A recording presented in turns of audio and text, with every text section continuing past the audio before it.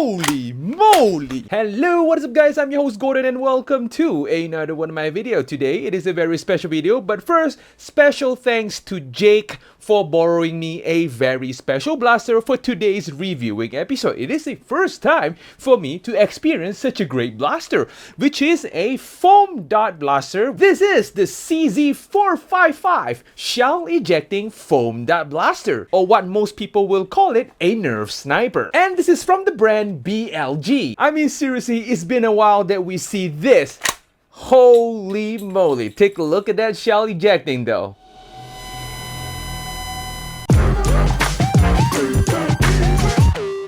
Okay, first look at the blaster. As you can see, the aesthetic of the blaster definitely looks very similar to the CZ-455. Of course, this is not a real CZ-455. And of course, guys, this is not the kind of blaster for the public. This is for education purpose only. Of course, again, special thanks to Jake for borrowing me this blaster over here. I never thought that I got the chance to review this blaster, but sadly, I will be returning this blaster to Jake very soon after this review. And of course, the weight of the blaster, when we hold the blaster on hand, this is definitely some really heavy blaster, at least 2 kilograms I would say. And speaking about the build quality of this blaster over here, holy moly, the entire blaster is made out of nylon and the entire barrel over here is made out of metal. I think this is a aluminum though. And of course the bolt over here is made out of metal as well. Even though that the entire blaster comes with some premium materials, it comes with some pretty questionable accessories. First of all, is of course the fake plastic scope. I would say that the build quality for this plastic scope over here is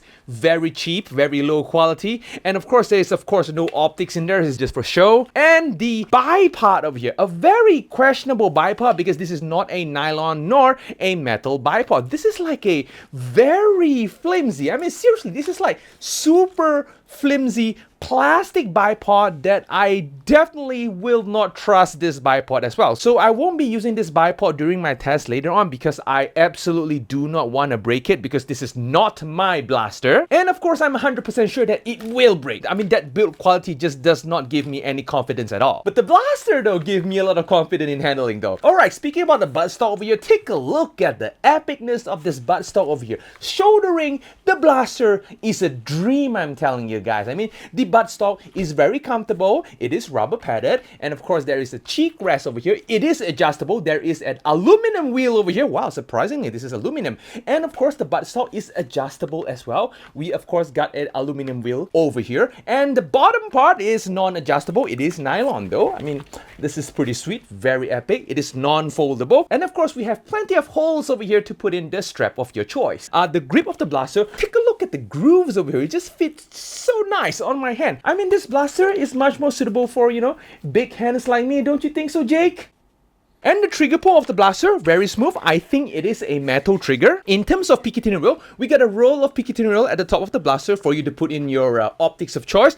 I am not too sure about optics because this is a foam dart blaster and I don't think that it shoots pretty hard, man. I mean, it's just pretty standard sounding blaster, I would say. And we got another picatinny rail at the front of the blaster for your PAC 15 maybe, which I do not know why you want to put a PAC 15 on it. And of course we got this is not a rail though, but you can definitely slot in some sort of a bipod, a much more higher quality bipod. Definitely not the plastic one though, please. And of course, the elephant in the room, the shell ejecting mechanism. It is a bolt action. When you pull the bolt over here, it will eject the shell. Take a look at that, man. But the priming method of this blaster is a little weird. Usually these foam dart blaster sniper type, I would say, you prime the blaster while pulling the bolt over here. But this is funny. You prime the blaster when you push the bolt back in place and then you fire. Basically, it just does nothing when you pull the bolt backwards. It just ejects the shells. In order to prime the blaster again, push it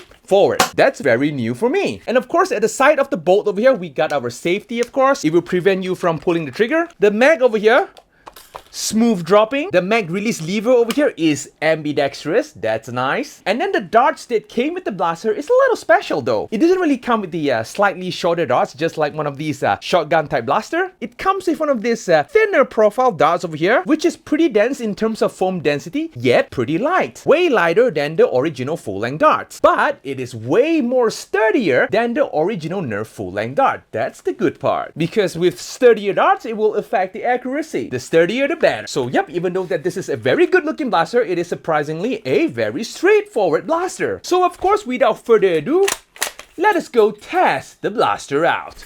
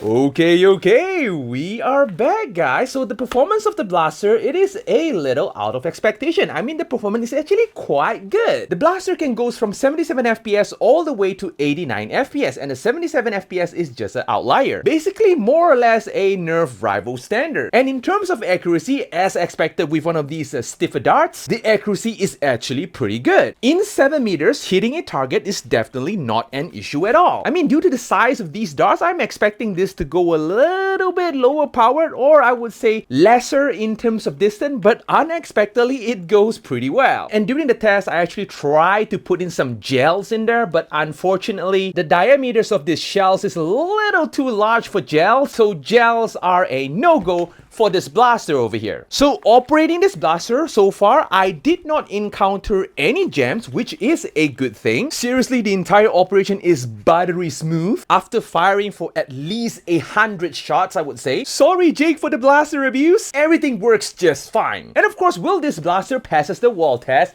Yes.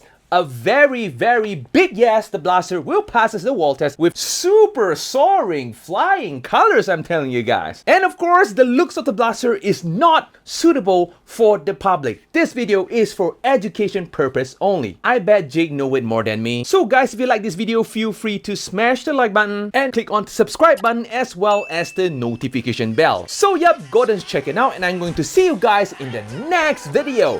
Yadios, guys!